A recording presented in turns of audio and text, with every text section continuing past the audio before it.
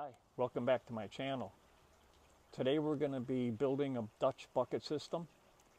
If you don't remember the bucket, I had a previous video on how to make them. And one of the things I didn't explain in the bucket is the U shape, or the purpose for this. This part would go into the tank and this would come out the tank. And the reason for that being like that is that when the 5-gallon bucket is full, or when it comes down, it's not going to come any lower than here, leaving about 2 inches of nutrient solution in the bucket at all times. Now, if the weather gets cold, disconnect it, tip it, empty it, put them in the garage. That's what's going to happen to me in a couple days, getting down to 30. All my tomato plants are going to go in the garage for a couple days and then come right back out. Anyway, the bucket has the 5-gallon paint strainer in it. It has the perlite in it that was hosed down. I think I have that in this video. I have to piece it all together.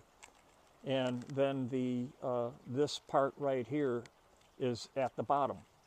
So then we're going to be going through a pump that will feed all 5 of these tanks, and it'll drain out, go through a 2-inch PVC pipe back to the reservoir, where it'll be used again and again and again.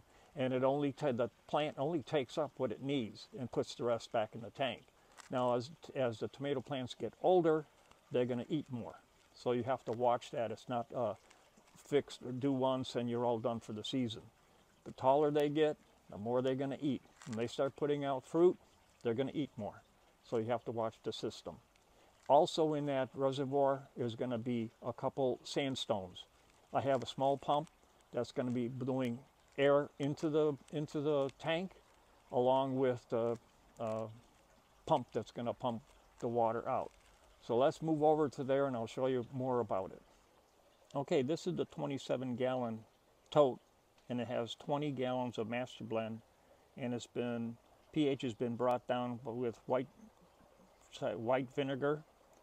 And the rest of it's right here. You see there are ordinary concrete blocks. There's 1, 2, 3, 4. And the buckets are the buckets that I showed you before, the one single bucket. You can check out that video. And inside the bucket, you can see here I have that paint strainers in there. So the 2-inch PVC pipe has the 1-inch holes drilled into it, and it goes back into the reservoir. The reservoir is covered up with its own cover, and when it gets a little warmer, there's going to be a white or a silver insulated fabric, like regular house insulation, to keep it cool when the weather gets really hot. And then the other thing is, if it really gets hot, the temperature of the fertilizer goes up, you can always throw in some frozen gallon jugs of water to cool down the fertilizer. So let me put the rest of this together and we'll get back to you in a minute.